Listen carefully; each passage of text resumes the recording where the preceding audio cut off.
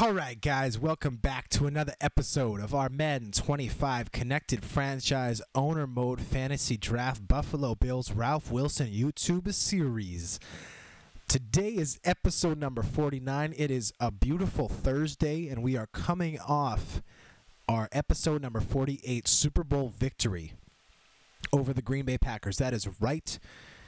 The Buffalo Bills played what was essentially a home game, just one state over from their native New York, and they managed to take down the reigning MVP Jay Cutler and his Buffalo Bills. Aaron Rodgers had a field day throwing against his former team, throwing for 3 touchdown passes, leading his team to a 35-10 victory in New Jersey, which saw the Buffalo Bills capture their first Super Bowl. That is Ralph Wilson, the 95-year-old owner of the Buffalo Bills, his first big win as an owner.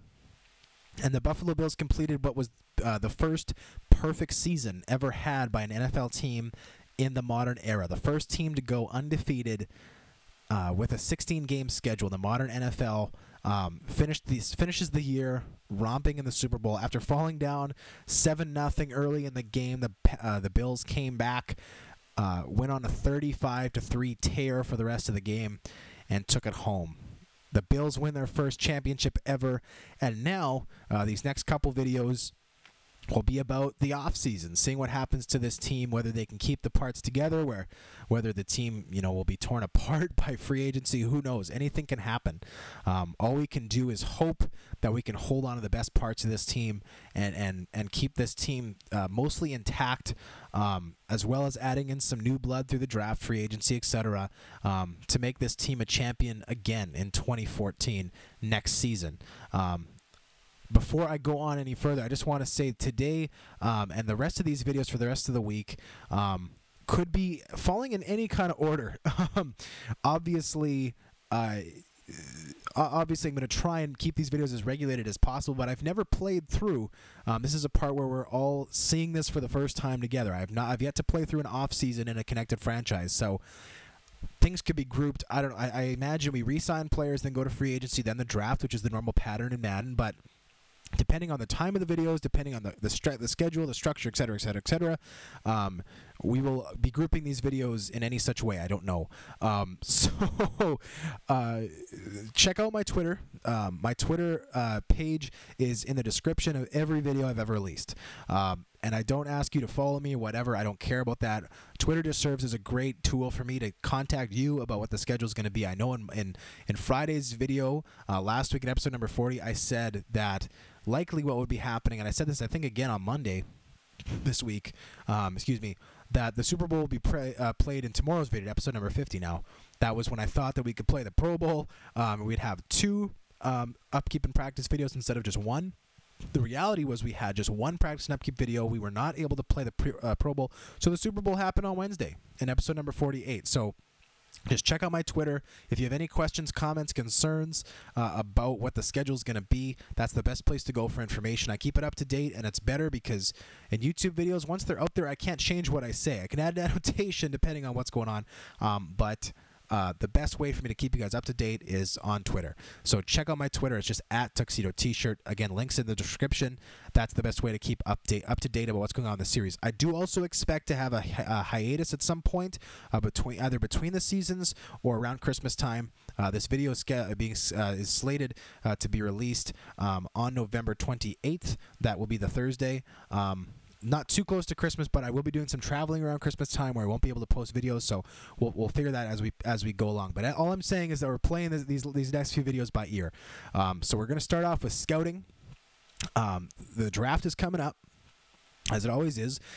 Essentially, what we've decided is that we're let's go to the scouted section here. We're going with a tight end with our first pick.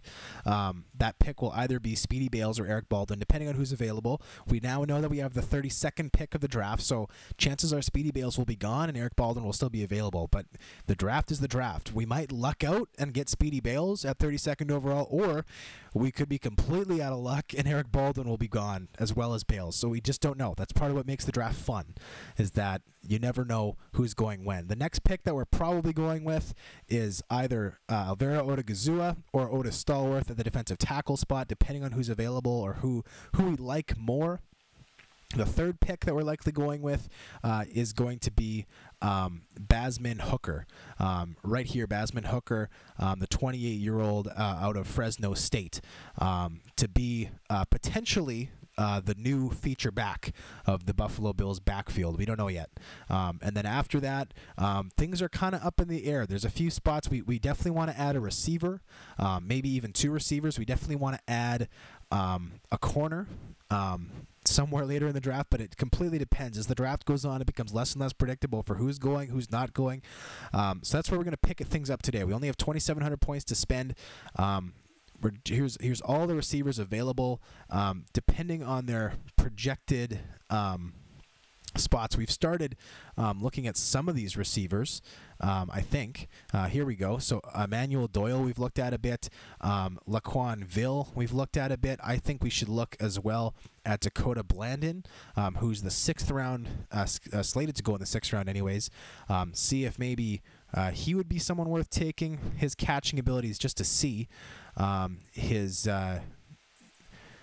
What else should we check? His speed is too expensive to check out. Injury's a B. His stamina is a B. His personality is an F. Not necessarily somebody, by the looks of it, who we'd want playing on our team. Route running is a D. Yeah, not exactly great. Jumping ability is a C. Yeah, so obviously as these players go down the list, they become less and less desirable to draft. That's why they're projected to go the way that they are. But at least now we have some more information about these players and who's up, who's not, between Doyle, Ville, and Blandon, and seeing whether or not they're available when we have our selections. The next area of concern is the cornerback slot. We have, if we divvy up these points easily, about $650 a piece we can spend. Let's take a look first at Bruder. So I say let's take a look at these three guys. The guy's slated to go 6th round and 7th round, as we probably won't even have a pick high enough to pick Dante Cates, who's expected to go in the 5th round. So let's start off with Bruder. Again, we want to give each of these guys about $650. Obviously, awareness is important for a corner. He gets a C. Tackling is a B. That's pretty good for a corner. Injury is a B. His personality is an F. That sucks. Stamina is B. Toughness is a C. What else can we check out? His press is an A. That's good. Man coverage is C. Jumping is a B. Strength is a B. Wow. So this guy seems to be, agility is a B. So he seems to have some speed, some athletic ability. He can elevate decently. His coverage, let's check out his zone coverage. His zone coverage is a D. So he's as a strict cover person, he's not the strongest. His awareness would need work. Play recognition's a D. Yeah. So definitely, it seems like a long-term project, but his press is phenomenal. His tackling ability is better than most corners probably already. Even just at the age of 20. So Bruder may be somebody to take a look at. Just 20 years old, too. So we would have a lot of time to bring him along. And depending on who we have coming back, I think Davis, Rogers, Cromartie, and Kirkpatrick are all guaranteed to be back next year. So we're really not looking at forcing him into duty anytime soon. So that's good. Browning, this is the second guy that we're checking out. He's already 23 years old. His jumping is very good. Strength C, press C, man coverage C, zone B. So he seems to be more of a prototypical corner. Seems to have good cover ability, a little more athleticism in terms of like the speed department, but not as strong of a tackler. Still pretty impressive stuff. His injuries an A. That's good. Personality is an F. That sucks. Stamina is a B. Toughness is a C. So he could be somebody potentially to look at as well. Browning, and then Aguilar is the last guy. We got 600 points left for him. His jumping's a B. Man coverage is a C. Press is a C. Zone is a D. Play recognition D. Awareness is a D. Tackling is a D. So not looking like nearly as good. Stamina's a B. Personality's an F. Injury's a B. So this guy is the clear third out of these three players. Strength is a C, and that's all we can check out.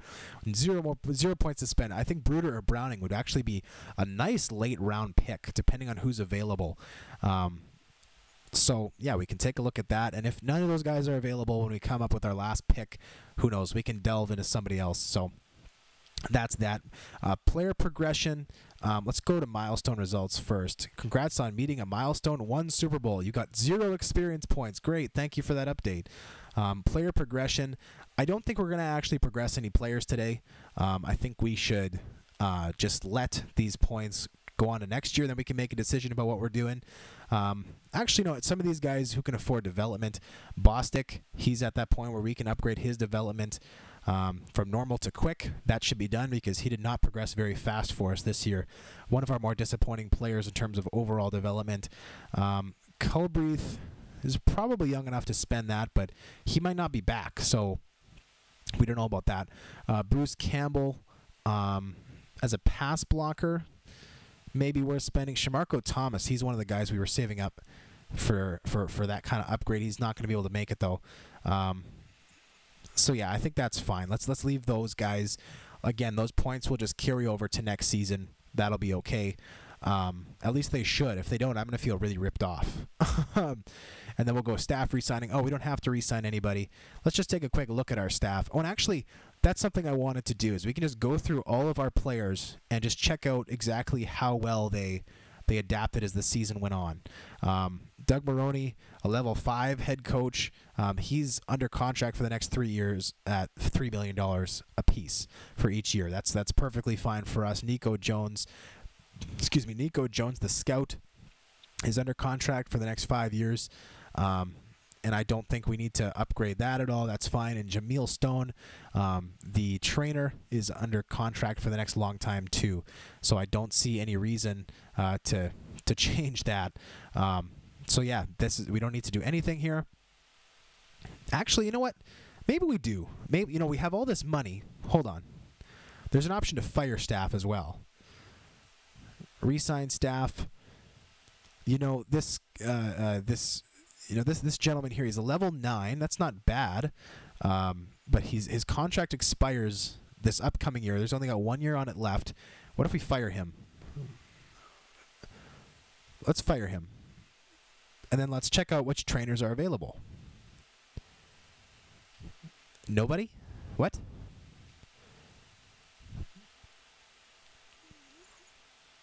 Okay, well, we should have a chance to sign new staff then, should we not?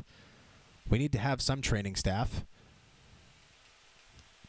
If his regression is bad, and he's coming to the end of his contract and he's getting paid almost nothing, trainers make $40,000 a year, we may as well look for somebody better, as far as I'm concerned. So staff re-sign.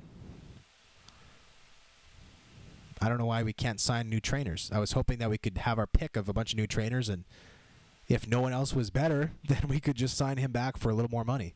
Again, there's no reason not to. He's only making $40,000 a year. It's not like a head coach making $3 million.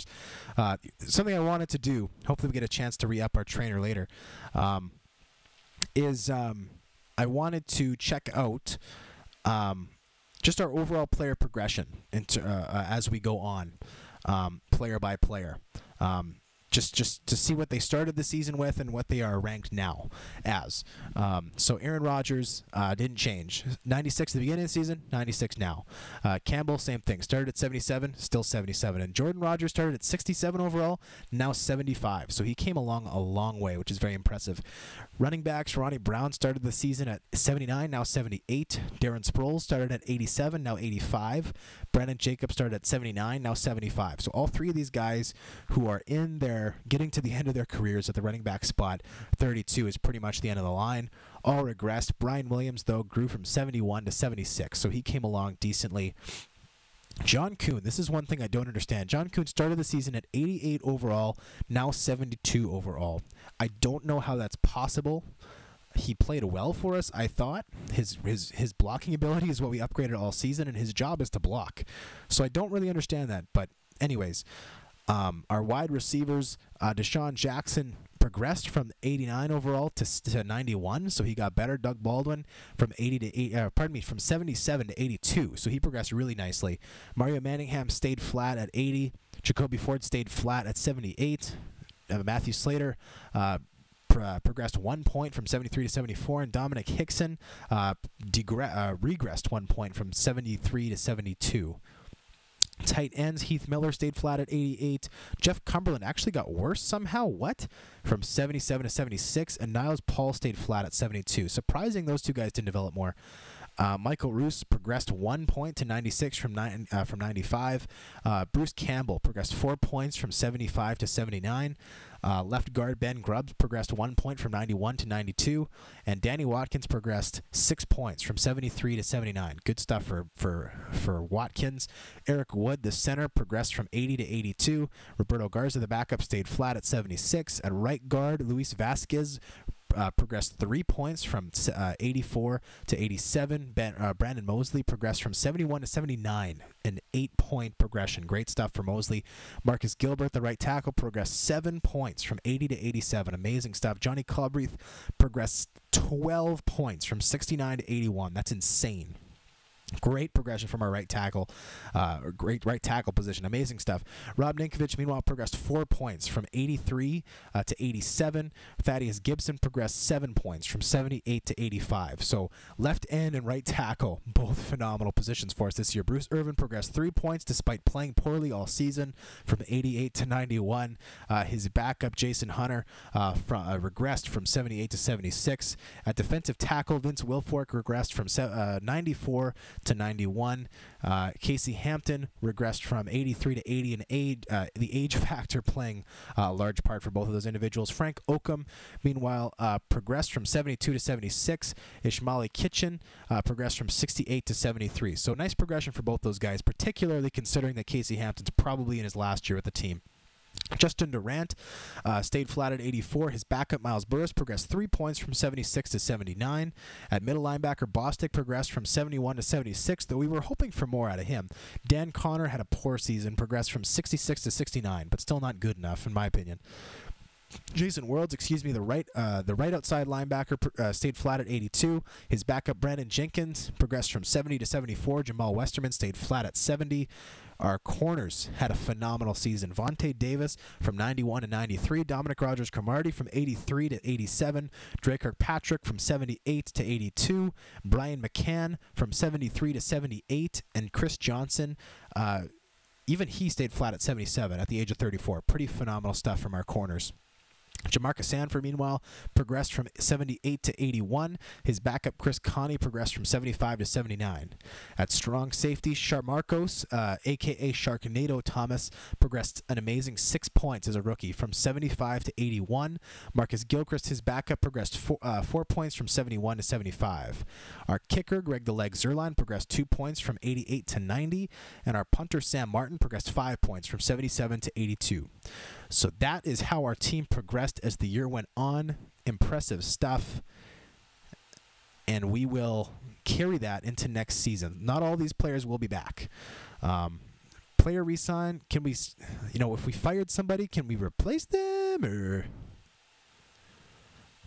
trainer. Anyways, the point of firing our trainer was to splurge to find somebody who was truly elite as opposed to somebody who was just pretty good. But for some reason, we're not able to do that. Hopefully, we can do that as the season goes on. Because when you fire someone, you generally replace them. I thought that was just implied, but the game is not letting us do that. Anyways, on to the next progression of the off season. We need to re-sign players. We have $19.8 million of cap room, and we have a list of guys who will be back. I'm kind of surprised that we haven't had a chance to look at players who might be retiring, manage rosters. If we can take a look at player salaries, that would be nice. Excuse me. Let's go by position. So Aaron Rodgers, obviously 5 more years on his contract. His cap hit is $12 million every year. $2 million for Campbell and $500,000 for Jordan Rodgers. A cap hit of just $500,000 for this year. He's a free agent. We'll hopefully bring him back as a bit of a development QB. Darren Sproles. We only have two players under contract here at running back. Where's Brown and where? This is interesting. What? And these are also some interesting numbers we're seeing reflected. Darren Sproles is down at an 82. If Jacobs and Brown retired, I would like to have been notified. It's interesting. Okay. Anyways, a lot of years left on the contracts of all these guys. Slater and Hickson are free agents, but Deshaun Jackson, 4 more years. A lot of our key players wrapped up. Here's the guy who I think we need to look at potentially moving on somewhere, trading, either cutting outright or trading, depending on what Heath Miller can bring to the table. $3 million isn't a huge contract. He might be a valuable asset as a second tight end, but it's something we need to consider. $8 million a year for Michael Roos. I still think that's a bargain. Interesting that these overall numbers that are being reflected here are not the same as the ones that we saw on our player listing. Some of them are the same, some of them are not. Left end are the same, right end, those appear to be the same. Defensive tackle, and it's the same thing here. So, again, if some of our players have retired, I would like to be told that. There was no retirement block that came up. Left outside linebacker, middle linebacker, right outside linebacker, okay. Corner spots, Chris Johnson's still there, so apparently he has not retired. Free safety, okay. All right, interesting stuff. And we can go retirements here. Retire from the league. No, we don't want to retire, Ralph Wilson.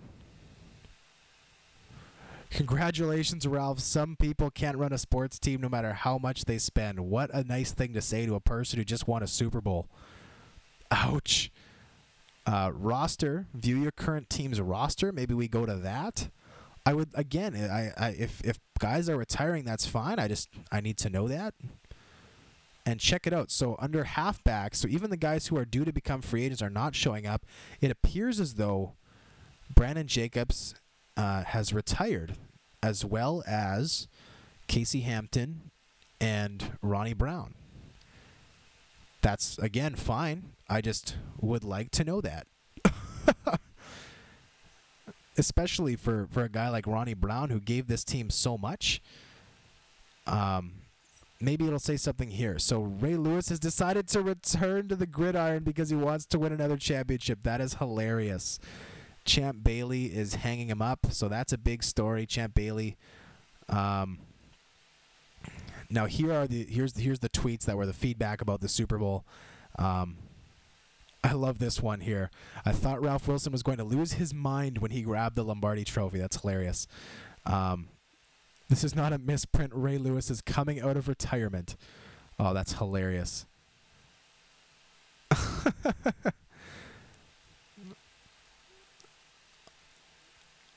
Julius Peppers retiring. London Fletcher is retiring. Ernie Sims leaving the Dolphins, I guess. I don't understand why, if our guys are retiring, they're not letting us see that. These are the top stories about the Super Bowl. It's an end of the line for Bailey. Top stories, my stories. So the newest one is about that, and the oldest ones are still about injuries. So we don't have any information about guys retiring. This is weird, and it seems as though 3 guys have retired, and they haven't even told us. It would have been nice to have, an option to see that, but whatever. Here's our guys who we need to re-sign. Now, Thaddeus Gibson, I would like to have back almost no matter what. Thaddeus Gibson is interested in coming back, and the plan originally was to have our rookie defensive tackle come in and play in the defensive tackle spot, Odigizua, Stallworth, whoever, to play in the defensive tackle spot left by, it appears to be the retired Casey Hampton. Now, however, it appears as though we're not going to get somebody who's necessarily capable of filling that spot. Now, in the Super Bowl, we had Rob Ninkovich fill that spot. And Rob Ninkovich, who's, I think, 30 years old now, this could be a way for him to really up his game. We could potentially find a way to kind of keep him around the team as a defensive tackle. So maybe the key here is to sign Thaddeus Gibson, keep bringing him along, keep progressing him, and make him kind of our feature left end of the future, being just 26 years old, having such amazing speed, agility, acceleration, etc. And you can see the traits here. Big hitter, no swim, no spin, no. His consistency is very poor, but still, so many things that he can do well. His finesse moves and his power moves, 85. Block shedding, 81. Pursuit, 79. His stamina, his injuries, phenomenal. Play recognition is terrible. We need to work on that, but that's fine. We can work on his awareness. We can enable some of these moves, such as big hitter, swim, spin, everything. And he could be a phenomenal player for us. So I want to keep him in the organization. He wants 16.5 over 4 years. I think we give him... Nope, not that. I think we give him 16.8 just to make sure he comes back. We submit that. Hopefully he comes back. We could find a way to work in, kind of have a system on the offensive line. And Thaddeus Gibson is not interested. We offer him more money than he wants, and he says he's not interested. That's upsetting. All right, well, we gave him what he wanted. He just didn't seem to want it. I don't know. Interesting stuff. Johnny Culbreath, meanwhile, the interesting thing with Culbreath is our right tackle of the future is Marcus Gilbert, who's there now. He's 26 years old, the same age as Johnny Culbreath. He's much better, though. He's 87, and he's done a great job. Culbreath, then you'd say, well, make him the left tackle of your future. The reality is that Michael Roos is still a few years away from retirement, at least 3 or 4. And Bruce Campbell, the backup there, is the same age as Culbreath and is progressing very well. Bruce Campbell's a solid backup. And so depending, I wouldn't necessarily be opposed to bringing Culbreath back, but you know, a salary of $3.5 million, which is what he wants, is a little high. So if we can manage to re-sign him, I say we offer him this, $100,000 signing bonus, 3.5 per year for 4 years, but we might have to look at trading him, potentially. Let's take a look at whether or not he accepts it. But I agree, he's too much of a solid prospect to lose, and look at this, he's turned the deal down. So we offer him more than he wanted, and he turns it down. Unfortunate. Brandon Mosley, meanwhile, the backup right guard, 3 years younger than Luis Vasquez. Luis Vasquez has done great things for us this year. Brandon Mosley, though, doesn't want that much of a raise. He wants 6.95 over 4 years. 1.5 I don't think is too much to spend on a great backup lineman. Let's up that to maybe 1.6, get the bonus money up to about 200. Maybe not quite that high, 150. So a total value of $7 million over 4 years for a guy who's developed as well as he has, should continue to develop. Let's hope he re-signs. The money should be there to re-sign him, and there he goes. So he's back. So Brandon Mosley, so it appears as though we're going to lose Gibson and Culbreath, which sucks, but it's a part of being a dominant team, is losing good young players who want opportunities elsewhere. Now, if we miss on Gibson and Culbreath, we can't afford to miss on McCann. McCann is, I think, a solid piece of this backfield that we've spent a year developing him. If he only wants 1 year out of a contract left, I say we overpay now, and next year, if maybe he wants to be a bigger part of this team moving forwards, he wants 1.05. Let's offer him 1.35. It's only $300,000 in the NFL. That's pocket change. Hopefully he re-signs for the 1 year. We give him another year of development, and then we move on. And sure enough, he's re-signed. So that's good. So McCann stays in, Mosley stays in. So we're keeping a lot of our players who we've worked towards progressing. Sam Martin, the punter, obviously we want him back. Let's just offer him a flat $500K. He wants a 1 year deal. Let's maybe offer him 2 and maybe 520. If he doesn't come back, it's not the end of the world, but it'd be nice to keep him as a rookie. Well, not a rookie moving forwards, obviously. He's just finished his rookie year, and sure enough, he's back. That's good. So the next player, there's a few more players that we've worked towards progressing. Ryan Williams is one of them. He's somebody that we want to keep on to, hold on to. He wants $2.97 million over 3 years. I say we offer him a base salary of $900,000, and we give him a signing bonus of $100,000. So that will get him up to $3 million in value over 3 years. He's interested, particularly if Ronnie Brown and Brandon Jacobs have actually retired and are no longer with the team. We need him. And sure enough, he's re-signed. So Brian Williams will be in the running to be the next feature back of the Buffalo Bills next season. Hopefully, if he does manage to get that spot, we can progress him along the way. Jordan Rogers, we'll skip Frank Oakland for right now. Jordan Rogers is our third quarterback. We can't overspend to keep him. But depending on what he wants, he was making $500 this year. He's looking for about $900 a year with a small signing bonus. 2-year contract. I think personally we should give it to him. I think it's great for him to be here with his brother. He wants a 2-year deal, which I like. By the end of the deal, he'd be 28 years old. We know exactly who he was. Maybe he's a next solid backup like Jason Campbell, or maybe he's somebody who could actually be a starter. Who knows? A lot of his numbers aren't the greatest. His awareness needs work, but his throw power needs work. His accuracy isn't phenomenal, but his throwing on the run is excellent. Stamina, toughness, injury, all very good. And he's somebody who can, who I think is 78 speed, can outrun a lot of guys, do a lot of things with his feet. So hopefully he comes back. We offered him, I think, a generous offer. $2 million over 2 years for a third-string quarterback, and he is not interested. So he is not willing to come back. Maybe, who knows? Maybe Jordan and Aaron Rodgers hate each other. I guess that's a possibility. It's a real possibility. So who knows? Now, Matthew Slater, I don't think we're interested in bringing back. Matthew Slater, already 28 years old. Was a depth receiver for us, never really got on the field. I think he had 1 catch this year, but he was awful for us in the preseason. His spot is somebody, needs to be filled by somebody who can develop and become better as time goes on. Marcus Gilchrist, meanwhile, the backup strong safety, I do think is worth bringing back. He served as an excellent backup this year to Shamarko Thomas. I think has some valuable experience that Shamarko can draw from. He wants a 1-year contract worth $740. Let's give him $750, make it worth his while.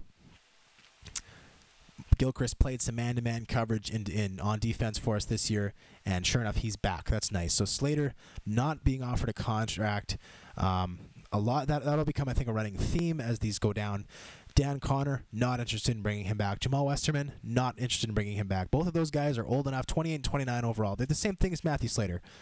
They're in their late 20s. They're not developing. And so if they're going to be riding the bottom of the depth chart anyways, I want to fill that spot with somebody who can develop and be a great asset in the future. And the other side of that is there's going to be 1,000 different guys like Connor and Westerman and Slater in free agency who we can pick up. So if we go through the draft and we don't get who we want, or there's no one young, or we run out of money, whatever the reason, these are guys who we can replace in free agency for peanuts, for pennies on the dollar.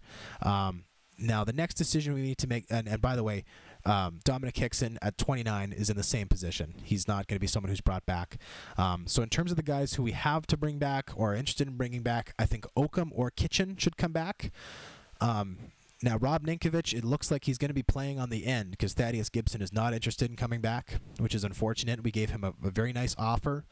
We gave him a lot of opportunity this year. He started every game after Rob Ninkovich got hurt. He even started at left end in the Super Bowl with Ninkovich moving inside.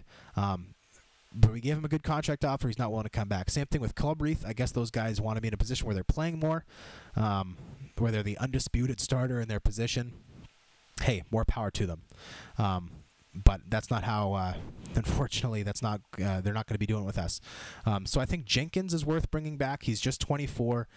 He progressed 4 points overall this year, and he just wants a small deal. He wants 2 years, $1.1 million. I think that's worth it. Let's give him a salary of $550. That's 1.1, and let's give him a little $50,000 signing bonus.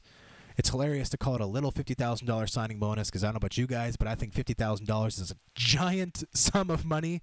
But for some of these players, it's not. And he's turned it down. Brandon Jenkins, not interested. So we give him exactly what he wants. He's not interested. Interesting. Well, his loss, not ours. Niles Paul, the third tight end, I do think is worth bringing back. He's just 25. He caught a touchdown pass for us this year. His speed, 85, is excellent. Obviously, his awareness needs work. There's areas of his game that need work. But he's just young, and he's got great physical assets. I say we bring him back. He wants $880. I say let's give him $900. We move on, especially considering that and we can give him a small signing bonus as well, $30,000. That way we keep the tight ends that we have in the system in the system. We're not sure yet if we're going to be able to find somebody in the draft. And sure enough, we manage to re-sign Niles Paul. We're not sure in the draft if we're going to be able to pick up the tight end that we want. If not, who knows? So I think it's best to hold on to our 2 young tight ends, those 2 individuals being, of course, Jeff Cumberland and Niles Paul. That way we have some flexibility in terms of what we do. So it's important to keep Paul on for a 1-year contract. I think we can give those away like nothing. Because teams in the actual NFL do. So the remaining players here, we have 4 players who don't appear interested in coming back. We offered them fair deals. They don't want it. Jenkins, Rogers, Culbreath, and Gibson. Of course, the 2 most disappointing there being Gibson and Culbreath, but that's their deal. The players we're not interested in bringing back, I don't think, Slater, Hickson, Westerman, and Connor, all in their late 20s, all depth players who we don't need anymore. We want to replace with younger talent who we can develop along the way, find better backups in free agency, whatever else you have it. So the 2 players who we need to make a decision now on are Kitchen and Oakham. Oakham is 76 overall. He's 28 years old. Let's see what he wants in terms of a contract. Let's enter negotiations. He wants $1.84 million over 2 years. That's, I think, a fair deal. And Kitchen developed a little bit more than Oakham this year, but given, again, this is a position where we don't have, because like tight end, we can't get very picky with our defensive tackles because we've had a defensive tackle. We have had a retirement. It appears as though Casey Hampton's not coming back. So Kitchen wants $1.32 million over 2 years. I think we have, actually, you know what? I think we bring both these players back. Kitchen, 2 years, $700,000. That's very close. It's not. It's close to league minimum for a veteran, and Kitchen he does resign. So Kitchen is back for that money, and Oakham, 28 years old, he just wants another smaller contract for 2 years. I think we give it to him as well. So he wants 1.84 total. Let's offer him a salary of $900,000, a bonus of $50,000, and that way he should be back. And that way we keep some.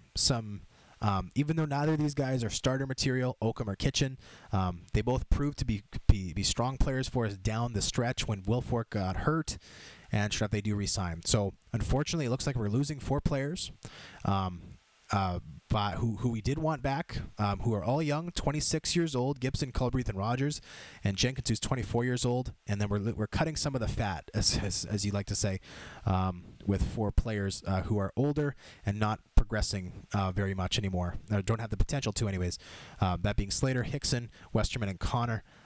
Particularly the departure of Slater and Hickson will open up the door for some future players to come in and develop. Hopefully the guys that we can find in the draft, or young guys we can find in free agency and pick up. So contract rejected from Gibson. He's going to free agency. From Culbreath, he's going to free agency. More rejections from Rogers. He's going to free agency. And another rejection from Brandon Jenkins, which is a shame. We offered all those guys fair deals and to stay with a perfect team that just won the Super Bowl, and they weren't interested. On the plus side, we keep Mosley, who's developed really well at the right guard position. We've kept McCann, who's developed really well at the corner position. We've kept Sam Martin, our punter, Ryan Williams, who we developed well at the running back spot, Gilchrist, who's a nice backup, strong safety, who's developing. Niles Paul, same thing, a nice developing tight end. Kitchen and Oakham, who have been nice in the terms of depth at the defensive tackle spot. And then we made all those moves that they combined used up just $6 million of cap room. So we have $19.8 million of cap room moving forward. To me, that's a win. It would have been nice to lock up those other guys. Who knows? Maybe we can still take them in free agency, offer them fair contract. Maybe they're willing to come back. Who knows? But as it stands now, anyways, those 4 players are gone. But the good news is we have almost $20 million with which we can sign free agents. $19.2 million in cap room, and that will be what we do at the start of next episode. So join me again. Today was a very happy Thursday, coming off our big Super Bowl victory. It's looking like some of our players might have departed. Others might be back. Who knows? On the plus side, at very most, we've lost 4 players we wanted back. In terms of an actual NFL team, that's pretty darn good. The sad part of it is that it appears as though, and maybe we can take a look here now that we've advanced. No, they're still talking about the Champ Bailey retirement, and that appears to be it. On the offseason, though, top stories, end of the line for Bailey, 1 of 12. Charles Woodson has retired. It would be nice if we got some news about some of the guys that we have on our squad, or maybe had on our squad, particularly somebody like Ronnie Brown, who just lit up the league as a 31-year-old running back. Julius Peppers has retired from the Miami Dolphins. Tom Brady has retired from the New York Giants. Michael Vick was released by the Ravens. Matt Castle was cut by the Lions. So they're covering player retirements, but they don't appear to be covering any of our players. Just one last look. Let's go to our team. Manage roster. Or would that be the best place to go? Yes, I think it would be. Injury report. Team goals improved. Yes, let's go here. Depth chart. Roster. Salaries. Retire. Demand release. Obviously, we're not retiring. Roster for your current team roster. So it appears as though Ronnie Brown, Brandon Jacobs, and Casey Hampton have retired. And I personally am deeply offended that we weren't given an opportunity to kind of say goodbye to those guys. I don't understand it. Darren Sproles, his overall number has regressed. His speed is down by 2 points overall, but his agility and his acceleration are still amazing, which is really his bread and butter. Yeah, well, I guess we always have the 2013 season to remember. Ronnie Brown, his phenomenal numbers that he put up. To remember Brandon Jacobs and his many short yardage touchdowns and trucks of opponents who essentially got smacked by a milk truck. I mean, the guy's about the size and shape of your average transit bus. And then Casey Hampton, the lump in the middle of this defense that was so good against the run down the stretch. All 3 of whom, it appears, anyways, retired as Super Bowl champions. So, all right, guys, that was episode number 49. Join me tomorrow. I think the way it's going to play out is tomorrow's episode will cover free agent signings, and then depending on how much time that takes, we might put the NFL draft in there as well. It would be nice to get all the offseason stuff done before the end of the week so that next Monday's video could be the preseason of the 2014 season, or we might take a little break. I don't know. Check Twitter again for updates depending on what's going on. I don't want any of these videos to be, 3 hours long because that's kind of obnoxious.